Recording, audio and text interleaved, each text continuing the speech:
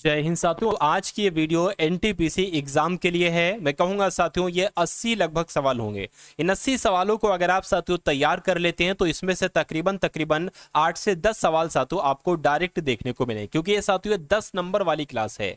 मैं आपको बता देना चाहता हूं साथियों, आपके जीके के 40 सवालों में से 10 सवाल बिल्कुल नॉर्मल पूछे जा रहे हैं हर एक शिफ्ट में, यानी कि बहुत आसान पूछे जा रहे हैं। तो इस वीडियो में मैं आपको साथियों वो आसान सवाल करवाने वाला हूं जो आपको आपकी शिफ्ट में देखने को मिलेंगे। तो साथियों अगर इत्तेफाक से आपकी शिफ्ट अभी नहीं हुई है और आपने इस वीडियो में एंट्री कर दी है तो मैं कहूंगा 1 से लेकर 80 तक के सभी सवालों को रट लीजिएगा। मैं कहूंगा घोल के पी लीजिएगा, क्योंकि आपकी परीक्षा में साथियों सवाल आपको यहीं से देखने को मिलेंगे। तो क्लास आपकी शुरू हो चुकी है। सिर्फ 15 से 20 मिनट में साथियों इस वीडियो को हम लोग अंत कर देंगे। देखिए, तो पहला सवाल है कि गीतांजलि पुस्तक के लेखक कौन थे? तो कौन थे साथियों? रविन्द्रनाथ टैगोर ये गीतांजलि नामक पुस्तक के लेखक थे। अगला देखिए करके मदर इंडिया पुस्तक किसने लिखी थी? तो साथियों इनका नाम कैथरीन मेयो है और इन्होंने मदर इंडिया नामक पुस्तक लिखी थी। उसके बाद देखिए, भारत में कारों में सीट बेल्ट पहनना कब से अनिवार्य किया गया? तो ये काम पता साथियों कब से हुआ? 2002 से साथियों ये काम हुआ। राइट आंसर आपका सी होगा। उसके बाद देखिए कह रहे कि कौन सा वाहन चालक हेलमेट पहनने के लिए बाध्य नहीं है?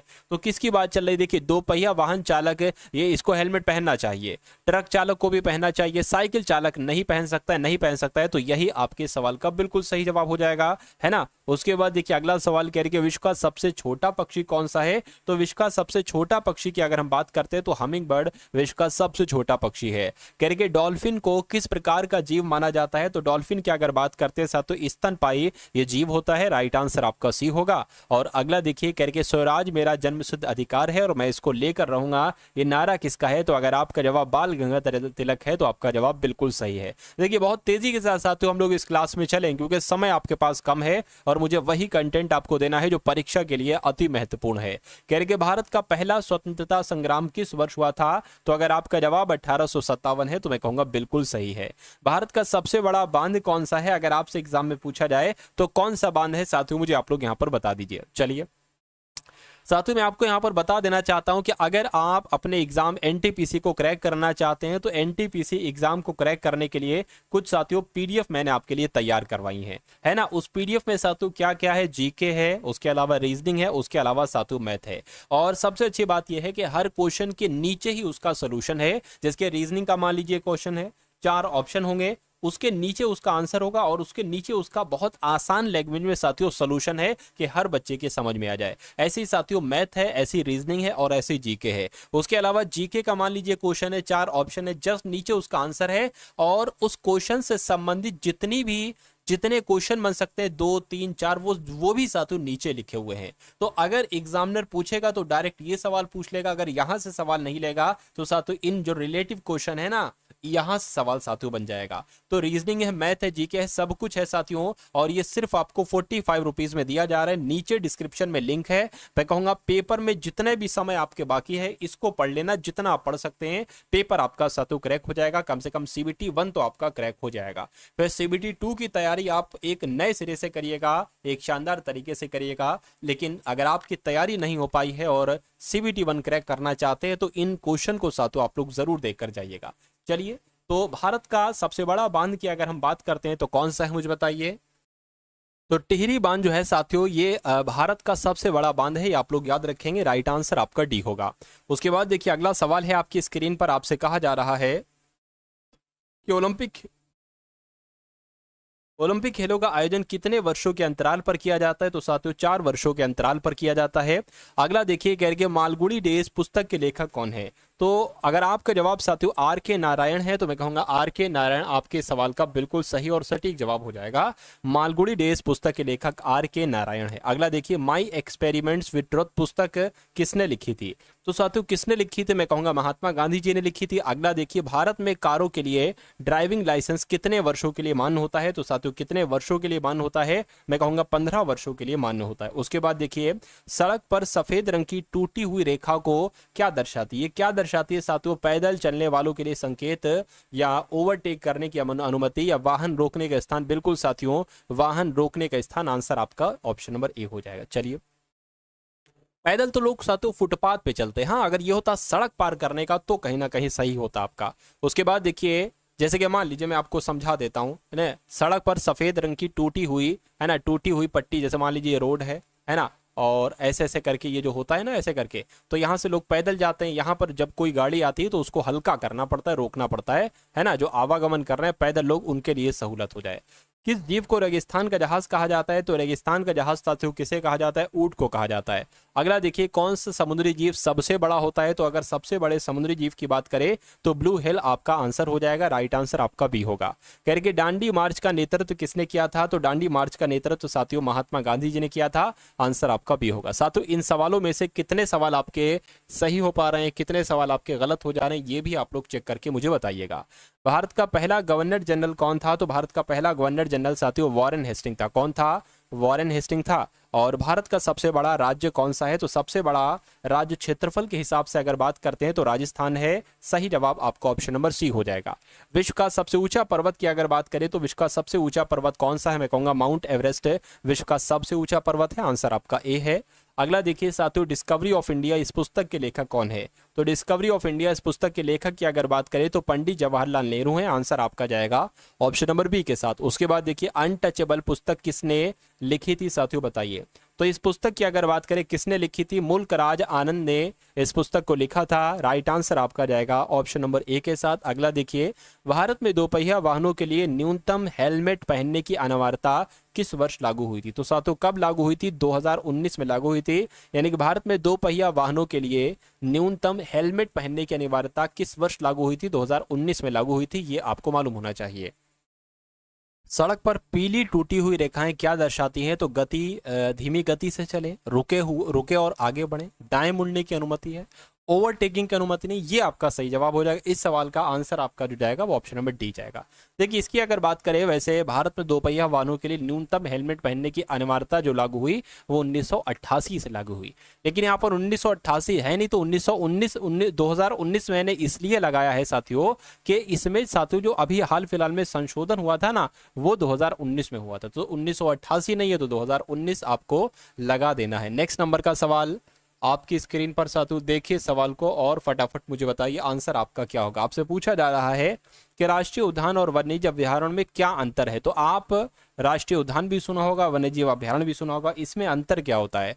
राष्ट्रीय उद्यान में शिकार की अनुमति होती है, वन्यजीव अभ्यारण्य में इंसानों को रहने की अनुमति होती है। बिल्कुल साथियों, वन्यजीव अभ्यारण्य में इंसान रह सकते हैं, है ना, लेकिन राष्ट्रीय उद्यान में नहीं। तो कुल मिला के साथियों इसका अंतर ऑप्शन नंबर बी वाला हो जाएगा और यही आपका सही जवाब हो जाएगा। अगला सवाल कह रहे कि किस जानवर को मरुस्थल का शेर कहा जाता है? तो मरुस्थल का शेर साथियों एशियाई शेर को कहा जाता है, राइट आंसर आपका जाएगा डी के साथ। अगला देखिए, भारतीय राष्ट्रीय कांग्रेस की स्थापना साथियों कब हुई थी? तो 1885 में भारतीय राष्ट्रीय कांग्रेस की स्थापना हुई थी। भारत का सबसे ऊंचा जलप्रपात कौन सा है? तो इसमें से साथियों भारत का सबसे ऊंचा जलप्रपात कौन सा है? तो नो कालिकाई फॉल्स जो है ये भारत का सबसे ऊंचा जलप्रपात है इन ऑप्शन में से। अगला देखिए, पोलो खेल में कितने खिलाड़ी होते हैं? तो पोलो देखिए क्या है, ये 4 है, तो मैं कहूंगा 4 खिलाड़ी होते हैं, आंसर आपका जाएगा ऑप्शन नंबर ए के साथ। अगला देखिए, कह रहे मिडनाइट चिल्ड्रन पुस्तक के लेखक कौन है? तो इस पुस्तक के लेखक की अगर हम बात करते हैं तो सलमान रुश्दी मिडनाइट चिल्ड्रन नामक पुस्तक के लेखक हैं, सही जवाब आपका ऑप्शन नंबर बी होगा। अगला देखिए, कह रहे कि इंडिया विंस फ्रीडम इस पुस्तक को किसने लिखा था, मुझे बताइए। डॉक्टर भीमराव अंबेडकर ने, सुभाष चंद्र बोस ने, या मौलाना अबुल कलाम आज़ाद ने, या राजगोपालाचारी ने? तो इंडिया विंस फ्रीडम को साथियों मौलाना अबुल कलाम आज़ाद के द्वारा ही लिखा गया था। अगला देखिए, आपसे पूछा जा रहा है कि किस सड़क संकेत का प्रयोग रेलवे क्रॉसिंग के लिए किया जाता है? तो रेलवे क्रॉसिंग के लिए साथियों लाल त्रिकोण का प्रयोग किया जाता है, लाल त्रिकोण आपके सवाल का सही जवाब है। दुनिया में सबसे तेज दौड़ने वाला जानवर कौन सा है? तो साथियों दुनिया में सबसे तेज दौड़ने वाला जानवर कौन सा है? चीता है, चीता आपका सही जवाब हो जाएगा। कह रहे कि किस पक्षी को पक्षियों का राजा कहा जाता है? तो किस पक्षी को पक्षियों का राजा कहा जाता है? मैं कहूंगा बाज को पक्षियों का राजा कहा जाता है, ये आपके सवाल का बिल्कुल सही जवाब हो जाएगा। और अगला देखिए, नमक सत्याग्रह साथियों कब शुरू हुआ था? तो ये कब शुरू हुआ था? 1919 में नहीं, 1920 में नहीं, 1930 में शुरू हुआ था। बिल्कुल साथियों, नमक सत्याग्रह आपको याद रखना है कि 1930 में ये शुरू हुआ था, सही जवाब आपका सी हो जाएगा। अगला देखिए, कह रहे कि इंडियन नेशनल आर्मी की स्थापना किसने की थी? तो इंडियन नेशनल आर्मी की स्थापना महात्मा गांधी ने, सुभाष चंद्र बोस ने, भगत सिंह ने, या बाल गंगाधर तिलक ने? आपको याद रखना है सुभाष चंद्र बोस ने इंडियन नेशनल आर्मी की स्थापना की थी। पहला ओलंपिक खेल कब आयोजित किया गया था? तो पहला ओलंपिक खेल साथियों 1896 में आयोजित किया गया था। 1896 आपके सवाल का बिल्कुल सही जवाब है। और उसके बाद देखिए, ट्रेन टू पाकिस्तान इस पुस्तक के लेखक कौन है? तो ट्रेन टू पाकिस्तान इस पुस्तक के लेखक की अगर बात करते हैं तो खुशवंत सिंह सातु इस पुस्तक के लेखक हैं। राइट आंसर आपका ए होगा। अगला देखिए, कह रहे कि गुलिवर की यात्राएं इस पुस्तक को किसने लिखा था? तो इस पुस्तक को सातु किसने लिखा था? मैं कहूँगा जोनाथन स्विफ्ट ने लिखा था। ये आपके सवाल का बिल्कुल सही और सटीक जवाब हो जाएगा। चलिए भाई, उसके बाद देखिए अगला सवाल है। अगला सवाल है, कह रहे कि भारत में वाहन चलाते समय किस ओर से ओवरटेक करना चाहिए? तो साथियों किस ओर से ओवरटेक करना चाहिए? मैं कहूँगा दाईं ओर से साथियों ओवरटेक करना चाहिए। मान लीजिए साथियों, क्या ये रोड है ना, ये रोड है। अगर आप जा रहे हैं तो साथियों इधर से जाएंगे, अगर उधर से कोई आ रहा है तो इधर से जाएंगे। मान लीजिए आप पीछे हैं तो इधर से थोड़ी ना ओवरटेक करेंगे, आप दाईं तरफ से ओवरटेक करेंगे साथियों, इधर से ऐसे करके ऐसे आप जाएंगे आगे, है ना। चलिए, तो दाईं ओर से ऑप्शन नंबर बी आपका राइट आंसर हो जाएगा। कह रहे कि भारत में वाहन चलाने के लिए न्यूनतम कानूनी आयु कितनी होती है? तो कितनी होती है साथियों? 18 वर्ष की होती है। 18 वर्ष आपका राइट आंसर हो जाएगा। दुनिया का सबसे बड़ा स्तनधारी कौन सा है? दुनिया का सबसे बड़ा स्तनधारी की अगर हम बात करते हैं तो ब्लू व्हेल है। ब्लू व्हेल आपके सवाल का राइट आंसर है। अगला देखिए, कह रहे कि किस जानवर का हृदय उसके सिर में होता है? तो वो कौन सा जानवर है? मैं कहूँगा वो जानवर झींगा है। इस जानवर का हृदय इसके सीने में नहीं बल्कि इसके सिर में होता है। आंसर आपका ए हो जाएगा। अगला देखिए, कह रहे कि जलियांवाला बाग हत्याकांड कब हुआ था? तो ये हत्याकांड साथियों कब हुआ था? 1919 में साथियों ये हत्याकांड हुआ था। आंसर आपका ए होगा। अगला देखिए, स्वराज मेरा जन्मसिद्ध अधिकार है, ये नारा किसने दिया था? ये नारा साथियों बाल गंगाधर तिलक के द्वारा दिया गया था। राइट आंसर आपका जाएगा ऑप्शन नंबर बी के साथ। भाई बहुत बढ़िया, वेरी गुड क्लास। अगला देखिए, आपसे पूछा जा रहा है कि सूर्योदय की भूमि किस देश को कहा जाता है? तो भारत को, चीन को, जापान को, दक्षिण कोरिया को। तो आपका जवाब जापान होना चाहिए क्योंकि जापान देश को सूर्योदय की भूमि कहा जाता है। अगला देखिए, भारत में सबसे अधिक वर्षा कहाँ पर होती है? तो मासिन नाम, मसूरी, महाबलेश्वर, मैसूर। इन ऑप्शन में से अगर बात करें तो मासिन नाम आपको लगा देना है। और अगला सवाल आपको देखना है, मालगुडी डेज पुस्तक के लेखक कौन है? तो अभी मैंने आपको बताया था आर के नारायण है। उसके बाद देखिए अगला सवाल कहने के, वी द पीपल पुस्तक किसने लिखी थी? तो ये पुस्तक किसने लिखी थी साथियों? नानी पालखीवाला ने लिखी थी। नानी पालखीवाला आपके सवाल का बिल्कुल सही जवाब है। यानी कि यदि ट्रैफिक सिग्नल पर पीली बत्ती जल रही है तो इसका क्या मतलब होता है? तो साथियों इसका मतलब होता है गाड़ी रोक दें, वो तो लाल का मतलब होता है। धीरे चलें और सावधानी बरतें, या तेजी से निकले या वाहन पार्क करें। मैं कहूँगा धीरे चलें, सावधानी बरतें। आंसर आपका जाएगा ऑप्शन नंबर बी के साथ। उसके बाद देखिए, भारत में कारों के लिए न्यूनतम थर्ड पार्टी बीमा आवश्यक है। तो है क्या? मैं कहूँगा बिल्कुल है। भारत में कारों के लिए न्यूनतम थर्ड पार्टी बीमा जरूरी है। आंसर आपका ए होगा हाँ के साथ। उसके बाद देखिए, दुनिया में सबसे बड़ा फूल कौन सा है? तो दुनिया में सबसे बड़े फूल की अगर हम बात करते हैं तो रेफ्लेशिया ये दुनिया में सबसे बड़ा फूल है। यानी कि दुनिया में सबसे बड़ा फूल अभी मैंने आपको बताया साथियों रेफ्लेशिया है। नेक्स्ट नंबर का सवाल देखिए, कौन सा पक्षी पानी में तैर सकता है लेकिन उड़ नहीं सकता? तो किसकी बात चल रही है? मैं कहूँगा पेंगुइन की बात चल रही है। पेंगुइन पक्षी पानी में तैर सकता है लेकिन उड़ नहीं सकता। ये आपका सही जवाब हो जाएगा। नेक्स्ट नंबर का सवाल है, कहने के भारत छोड़ो आंदोलन कब शुरू हुआ?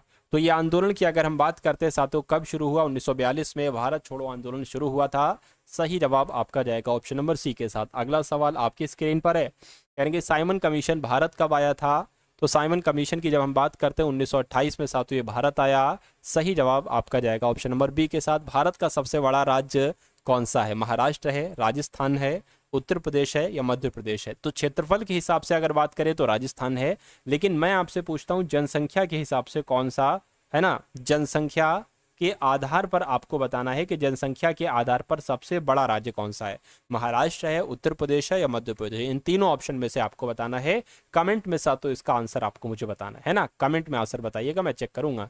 चलिए, उसके बाद देखिए, कह रहे पहला मोबाइल फ़ोन कब लॉन्च किया गया था? तो साथियों पहला मोबाइल फ़ोन 1973 में लॉन्च किया गया था। ये आपका राइट आंसर है ऑप्शन नंबर बी। भारत की सबसे लंबी नदी कौन सी है? तो भारत की सबसे लंबी नदी तो साथियों गंगा नदी है। कौन सी नदी? गंगा नदी भारत की सबसे लंबी नदी है। भारतीय सेना दिवस कब मनाया जाता है? तो ये तो साथियों 15 जनवरी को मनाया जाता है भारतीय सेना दिवस। उसके बाद देखिए अगला सवाल कह रहे कि कारगिल युद्ध साथियों कब हुआ था? 1995 में, 1999 में, 2001 में या 2003 में? तो आपका सवाल का जवाब अगर ऑप्शन नंबर बी है, यानी कि कारगिल युद्ध कब हुआ था? 1999 में, तो आपका जवाब बिल्कुल सही है। अगला सवाल देखिए कह रहे कि भारतीय सेना का आदर्श वाक्य क्या है साथियों? मोटो क्या है? ये यहाँ पर आपसे कुल मिला के पूछा जा रहा है, मुझे बताइए।